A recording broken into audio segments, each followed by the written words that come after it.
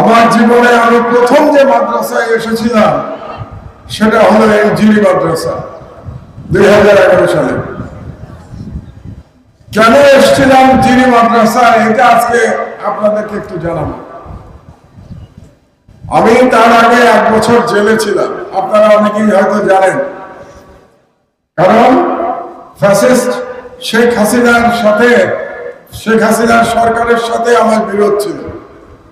Fascist Sheikh হাসিনার যে ইসলাম বিরোধী কার্যকলাপ ছিল তার বিরুদ্ধে আমি প্রতিবাদ করেছিলাম। শেখ হাসিনা বাংলাদেশকে যে ভারতের কাছে তুলে নিয়েছিল, সমর্পণ করেছিল, আমি তার প্রতিবাদ করেছিলাম। আমি বাংলাদেশের মুসলমানদের ঈমান এবং বাংলাদেশের স্বাধীনতার জন্য লড়াই করেছিলাম। এই কারণে ফ্যাসিস্ট শাসক শেখ হাসিনার সঙ্গে আমার বিরোধ হয়েছিল এবং 2010 সালে আমাকে 1 বছরের জন্য জেলে নিয়ে গিয়েছিল শেখ হাসিনা এবং আমার পত্রিকাও কিছুদিনের জন্য বন্ধ করে দিয়েছিল। আমি যখন জেলে ছিলাম আমার মনে হয়েছিল যে শেখ হাসিনা ক্ষমতায় থাকলে বাংলাদেশের স্বাধীনতা থাকবে না, বাংলাদেশের মুসলমানদের ঈমান নিয়ে চলা কঠিন হয়ে যাবে। এবং জেলখানায় বসে আমার মনে হয়েছিল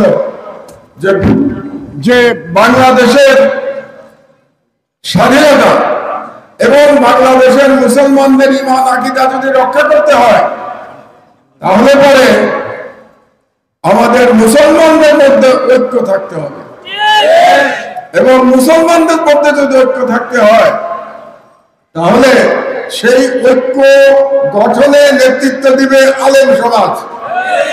এই জন্য জেলখানায় বসে আমার মনে হয়েছিল যদি আলেম সমাজের মধ্যে ঐক্য করা যায় তাহলেই শুধু বাংলাদেশের স্বাধীনতা রক্ষা পাবে, না হলে পরে যদি আলেমের ঐক্য না হয় তাহলে বাংলাদেশ ভারতের কলোনিতে পরিণত হবে। এবং জেল থেকে বেরিয়ে আমি চিন্তা করলাম এই আলেমদের মধ্যে ঐক্যের জন্য আমার জীবন আমি উৎসর্গ করব।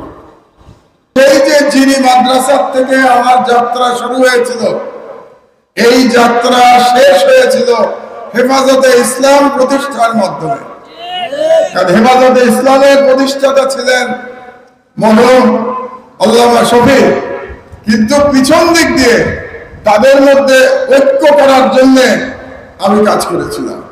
যদিও আমি মাওলানা ছিলাম না, এখনো আমি মাওলানা নাই, কিন্তু আজকে যে বাংলাদেশ স্বাধীনতা ফিরে পেয়েছে, বাংলাদেশের তরুণ সমাজ যে বুকের রক্ত দিয়ে ফ্যাসিস্ট ইসলাম বিদ্বেষী শেখ হাসিনাকে পরাজিত করেছে, সেটা সম্ভব হয়েছে আপনাদের ঐক্যের কারণে। যদি 2013 সালে আপনারা ঐক্যবদ্ধভাবে হেফাজতে ইসলাম প্রতিষ্ঠা করতে না পারতেন, আজকে বাংলাদেশ ভারতের পরাধীনতা থেকে মুক্তি লাভ করত না। কারণ এই ইসলামী ঐক্য এই বাংলাদেশের তরুণ সমাজকে অনুপ্রাণিত করেছে, যে কারণে আমরা জুলাই বিপ্লবে দেখেছি প্রায় 100 জন মাদ্রাসার ছাত্র শহীদ হয়েছে শেখ হাসিনাকে পরাভূত করবার জন্য।